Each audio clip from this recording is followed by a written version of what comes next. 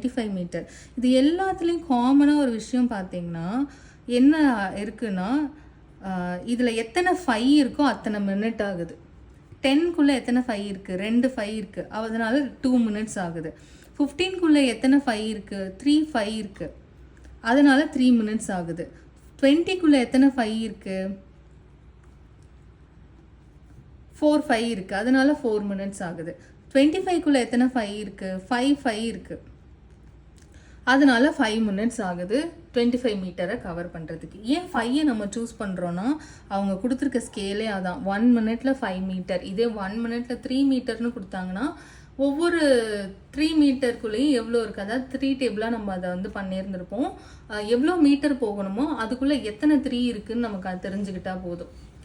So இதுலேருந்து நம்ம என்ன புரிஞ்சுக்கிறோம் அப்படின்னா, எத்தனை மீட்டரோ அதுக்குள்ளே எத்தனை 5 இருக்கோ அத்தனை மினிட் ஆகும்.